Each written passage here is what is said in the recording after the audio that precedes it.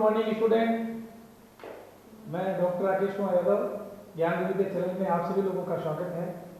और आज मैं 12th क्लास की एक पोइम है द स्नेयर, उसके बारे में डिस्कस करूंगा। पीछे मैंने आपको 4 पोइमें बता दी हैं, the 7 ages of man, the noble nature और द होप, 3 पोइम बता दी हैं। आज नेक्स्ट पोइम है द स्नेहर। स्नेहर का अर्थ सभी बच्चे जानते होंगे। स्नेहर मीन्स क्या होता है? स्नेहर मीन्स होता है जाल, नेट होता है, नेट नहीं सुना नाम? तो स्नेहर का मतलब क्या होता है? जाल। फर्स्ट एट ऑल, ये कविता किसके द्वारा कंपोज की गई है, ये आपको ध्यान होना चाहिए। तो the snare poem is written by James Stephen. James Stephen composed this poem, which is prescribed in our senior secondary syllabus curriculum. तो ये हमारे वरिष्ठ उपाध्याय के अंदर या सीनियर सेकेंडरी क्लास के अंदर कविता है ना, वो हमारे बोर्ड के अंदर आईसीएसई बोर्ड के अंदर इसको कंपोज किया गया है। और इसके जो राइटर हैं या पोइट हैं वो James Stephen. First of all हमें ये जानना पड़ेगा कि जेम्स स्टीफन का जन्म कब हुआ था। James Stephen was born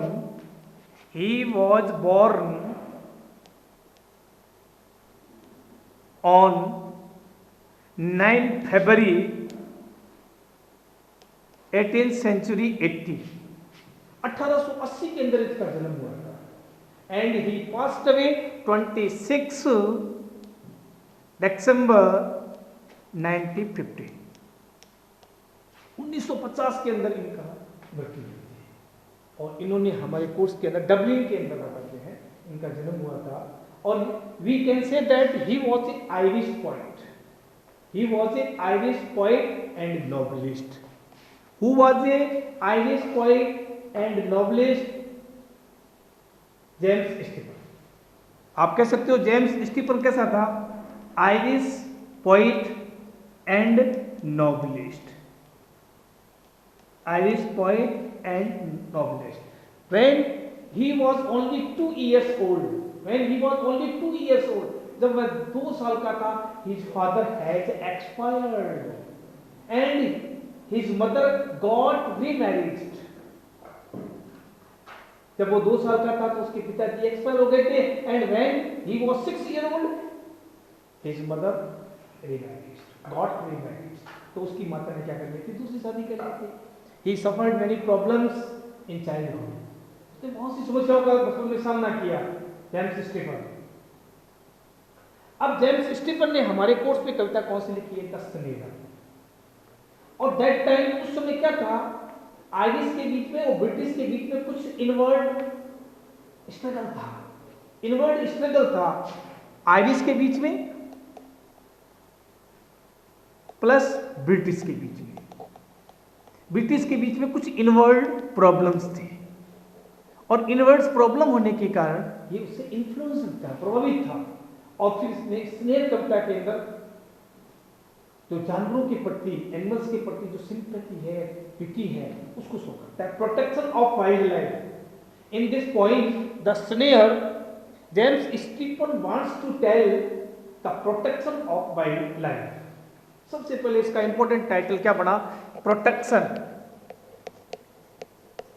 protection of wild life. Wild life जानते हो? जंगली जानवरों को वाइल्ड एनिमल कहते हो, सॉरी वाइल्ड लाइफ नहीं, वाइल्ड एनिमल। जो वाइल्ड एनिमल्स हैं उसकी हमें क्या करना चाहिए? प्रोटेक्शन करना चाहिए, प्रिजर्व करना चाहिए, संरक्षण करना चाहिए। क्योंकि जानवरों के प्रति क्या लोग हैं? दया नहीं रखते हैं। आपके सिलेबस के अंदर, करिकुलम के अंदर 2 प्रकार की पोएम है, एक तो द स्नेहर, एक और है ए बॉयज सॉन्ग। वो मैं आपको कल बताऊंगा बॉयज सॉन्ग के बारे में।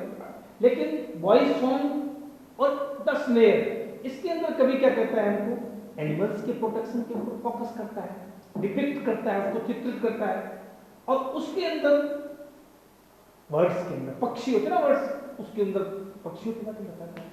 तो दोनों कविताएं नेचर से रिलेटेड हैं। अब इस पोएम के अंदर क्या है? First of all, there are only 4 stanza in this poem. There are only 4 stanza in this poem. Every stanza has 4 lines. Thus we can say it is a 16 line. हम ये कह सकते हैं इस कविता के अंदर कितने लाइनें हैं? 16 लाइनें हैं. वेरी ब्रीफ, बहुत शॉर्ट पोइम है. It is written in iambic tetrameter. और इसे किस रूप में लिखा गया है? आइम्बिक टेट्रामीटर के अंदर लिखा गया है. 16 लाइनों की कविता, बहुत शॉर्ट पोइम है. 12th क्लास के अंदर प्रिस्क्राइब्ड है हमारे के अंदर. मैं इस पोइम के बारे में थोड़ा मैं बता देता हूँ, फिर स्टैंजा बाय स्टैंजा में आपको पढ़ के बताऊंगा. ओके, फर्स्ट एट ऑल इसके अंदर थीम क्या है? One day the poet hears the cry of rabbit. One day the poet hears the cry of rabbit. अगर अपन भी एक रैबिट की आवाज सुने तो वी बिकेम इमोशनल, हम भावुक हो जाते हैं. Where is crying, is coming, उसकी आवाज कहां से आ रही है? The poet James Stephen searches everywhere. The poet James Stephen searches everywhere, but he cannot find the palace. लेकिन वो उस स्थान पा नहीं सकता है. The pain of rabbit is creating atmosphere. Pain, atmosphere के अंदर वो दर्द महसूस करता है, महसूस आवाज है ना उसकी गूंज रही है, इकोइंग कर रही है. But the poet could not find, लेकिन कभी उसे नहीं पा सका. फिर सडनली, अचानक, फिर the cry of rabbit comes again, वापस आती है. ही सर्च अगेन, फिर वो सर्च करता है, but he could not find, लेकिन उसको पा नहीं सकता है. At in the end of the poem, in the concluding line of the poem, the poet James Stephen wants to tell, oh my little creature, oh my little creature, where are you? I am searching you everywhere, but I cannot find the palace. मैं आपको हर कहीं तलाश रहा हूँ, लेकिन तुम कहाँ हो? क्योंकि उसके जो पाथ है ना, वो trap in the snare.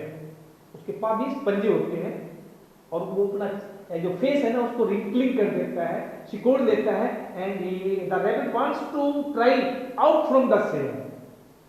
The poet wants to try, कोशिश करता है, out from the snare, snare से बाहर आने की कोशिश करता है, but could not come out, लेकिन बाहर नहीं आ पाता है. और कभी उसको तलाश करता है. In the end of the line the poet said, little one, O little one, O little creature, where are you? I am searching you everywhere.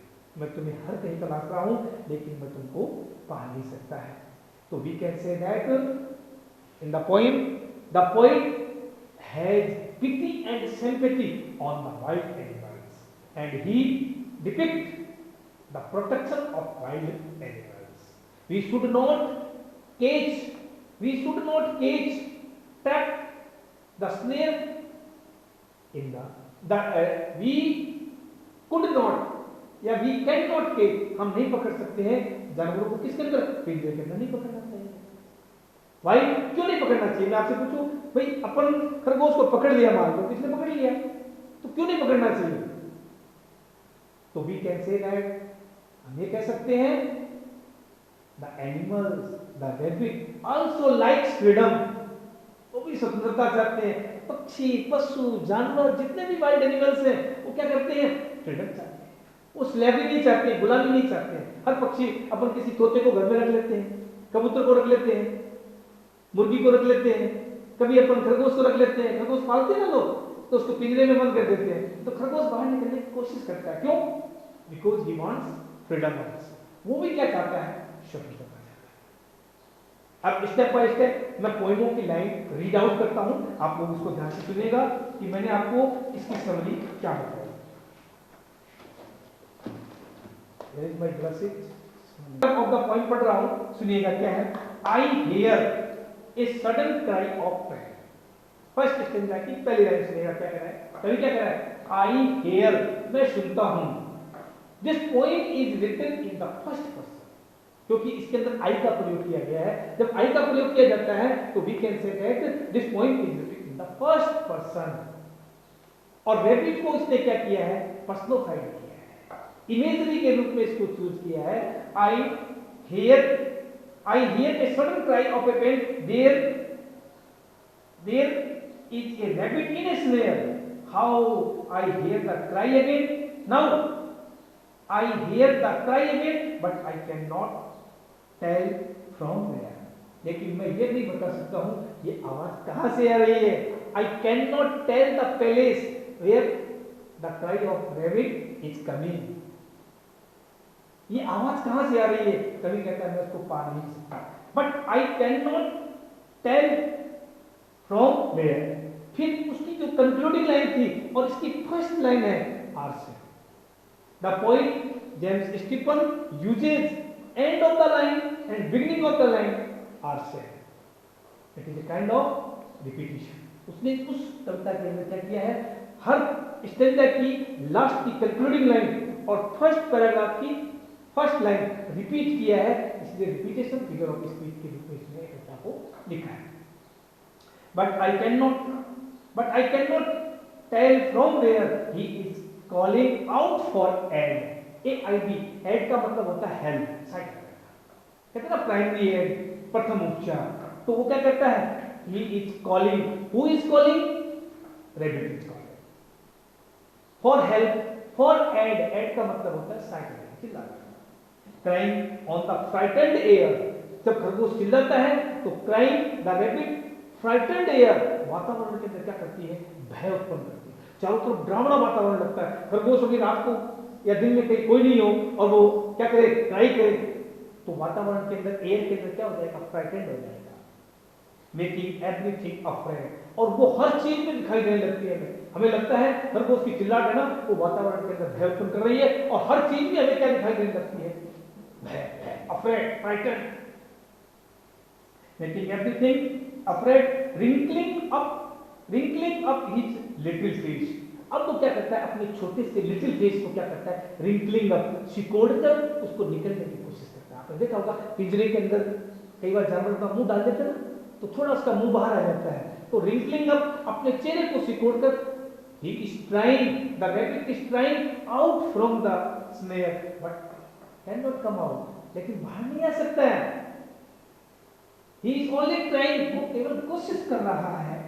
As he cry again for aid. फिर वो चिल्लाता है सहायता के लिए, aid के लिए. Again का मतलब होता है वापस. He cries, वो चिल्लाता है again for aid. And I cannot find the palace. लेकिन मैं उस स्थान को नहीं पा सकता. But I cannot find the palace again. The poet searched everywhere.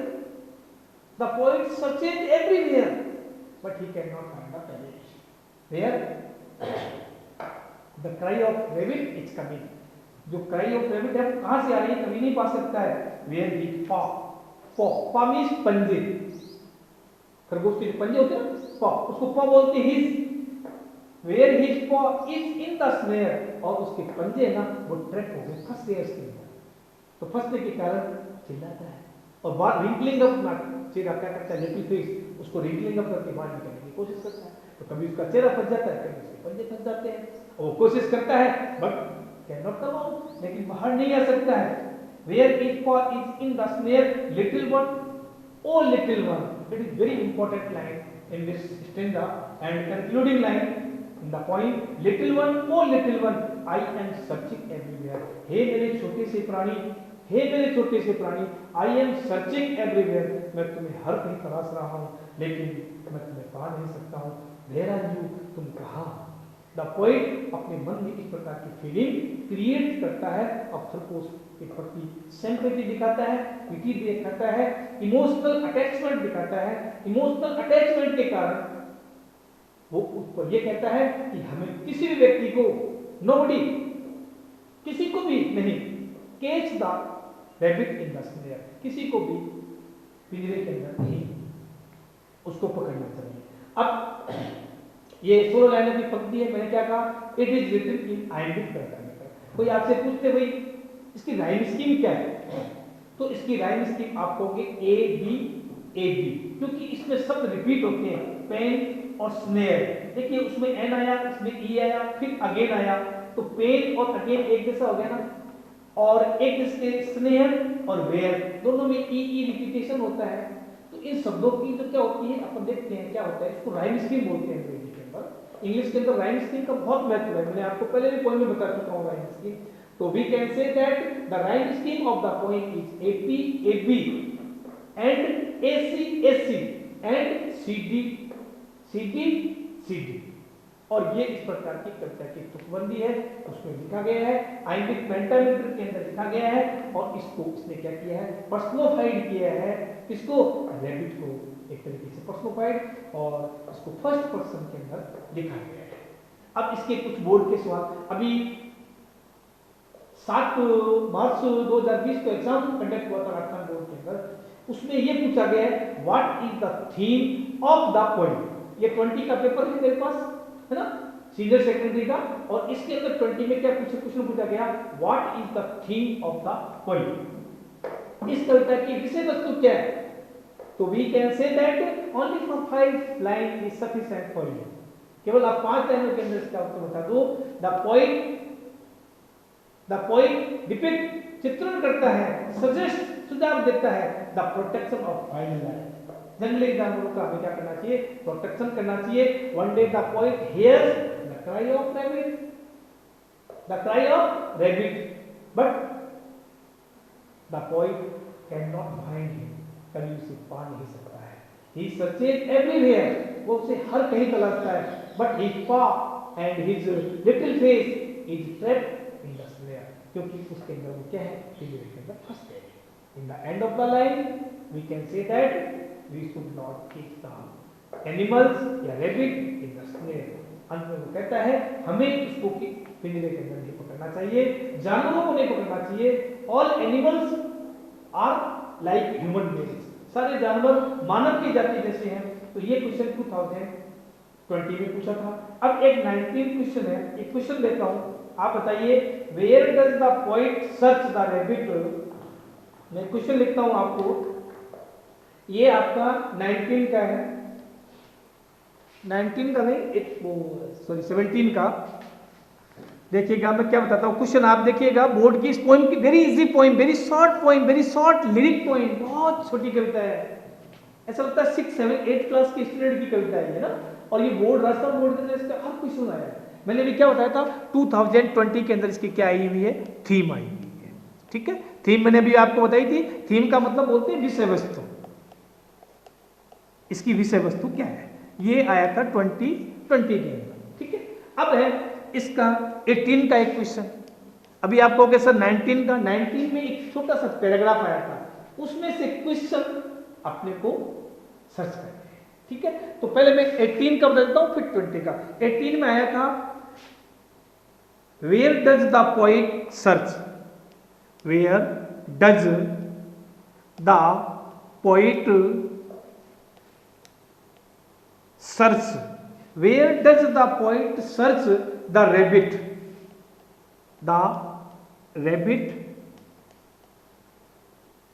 and why। ये क्वेश्चन पूछा। देखो इस क्वेश्चन को समझने का प्रयास कीजिए। First of all, where does the poet search the rabbit। कभी उसको कहां तलाश करता है, बोलिए, कभी उसको कहां तलाश करता है। the poet searches the rabbit everywhere। वो हर जगह देखता है, इधर देखता है, उधर देखता है, लेफ्ट देखता है, राइट देखता है, लेकिन उसको पा नहीं सकता है। उसकी आवाज तो इको हो रही है in the atmosphere and creating fear everywhere, और हर चीज वातावरण के अंदर भय उत्पन्न कर रही है। तो इसका कितना इजी आंसर है, द पोएट सर्चेज। ये डज है ना, इसको रिमूव करके यहां पर सर्च के साथ SIS लगा दोगे। The poet searches him everywhere, वो उसे हर कहीं तलाशता है। लेकिन क्यों, उसको क्यों तलाश करता है, बोलिए। Because he is unable to find the palace, because he is unable to find the palace, because he is unable to find the palace, क्योंकि वह उस स्थान को पाने में क्या है, अनेबल। एबल मीन्स समर्थ और अनेबल मीन्स असमर्थ, उसको पा नहीं सकता। कितना इजी लाइन है, because he is unable to find the palace, लेकिन वो उस स्थान को पाने में कैसा है, असफल है। ठीक है ना। फिर लिख दो the cry of rabbit is coming for aid. आगे और लिखना चाहो, the cry of rabbit is coming, देखो आ रही है, कंटिन्यूस टेंस है यहाँ पर। The cry of rabbit is coming for aid, आ रही है किसके लिए? फॉर एड, एड मीन्स सहायता के लिए, और हेल्प लिख दो। तो बताइए ये आपका 18 ईयर्स का था, ये आपका 20 का था। अब आप पूछोगे सर 2019 में क्वेश्चन कौन सा आया? देखिए 18, 19 और 20। अब आप मेरे से पूछोगे सर इससे पहले एग्जाम नहीं हुए क्या बोर्ड के? हुए हैं, लेकिन ये कविता आपके कोर्स में नहीं थी, कोर्स आपका चेंज था। द स्नेयर पोएम आपके 12वीं क्लास के अंदर, सीनियर सेकेंडरी के अंदर, वरिष्ठ उपाध्याय के अंदर पहली बार आई है द स्नेयर। इससे पहले आज से 10 साल पहले ये कविता राजस्थान बोर्ड के अंदर थी। आज से 10 years before this poem which was prescribed in your course, आपको 10 साल पहले कोर्स में थी, बिल्कुल थी, मैं दिखा सकता हूँ, किताब रखी है इसकी। अब आगे चलते हैं, एक पैराग्राफ दे रखा था लिटिल वन ओ लिटिल वन वाला, and I can not find the place, concluding stanza दे रखा था। पोइम की 4 लाइनें दे रखी थी आपको, ठीक है। ऐसे भी क्वेश्चन आता है कि आपको 4 लाइन दे देगा, फिर आपसे क्वेश्चन पूछेगा, 2 marks 2 marks equal to 4 marks, 4 marks का क्वेश्चन पूछा है। तो 19 में क्वेश्चन क्या पूछा सुनना, आप देख लेना पेपर में ना। What does the line little one O little one suggest me? Little one O little one, ये कविता आपको क्या सुझाव देती है? ये सुझाव देती है कि हमें जानवरों के प्रति क्या रखना चाहिए? सिंपैथी रखनी चाहिए, पिटी रखना चाहिए, और प्रोटेक्शन ऑफ वाइल्ड लाइफ उनका क्या करना चाहिए? प्रिजर्व करना चाहिए। द पोएट डिपिक्ट का मतलब होता है कवि चित्रित करता है। The poet suggest the protection of wild life and the poet shows his sympathy and pity on the wild animals, और जंगली जानवरों के प्रति वो क्या करता है? दया दिखाता है। इसलिए वो उसको क्या कहता है? लिटिल वन, एक दया का भाव है, इसमें पिटी का भाव है, सिंपैथी का भाव है, उसको वो क्या करता है? शो करता है। ये फर्स्ट क्वेश्चन था। And I can not find the palace, which palace, कौन सा स्थान कभी नहीं पा सकता है? The poet unable to find, कभी कौन से स्थान को पाने में असक्षम है? द स्नेयर, जाल, वो जाल है ना जिसके अंदर वो फंसा हुआ है खरगोश, उसको पाने में असमर्थ है। The poet is unable to find the snare, the poet is unable to find, the poet is unable to find the snare where, जहां पर the rabbit is trapped, where the rabbit is trapped, where the rabbit is trapped, और यहां पर क्या किया गया है? उसको जकड़ लिया गया है, सीज कर दिया गया, पकड़ लिया गया है। तो ये तीनों क्वेश्चन मैंने आपको 18 के, 19 के और 20 के तीनों क्वेश्चन बताए, और इस पोएम का पूरा मैंने थीम और समरी बताई। Thank you for watching this video. Next day I will tell you about the voice of fire.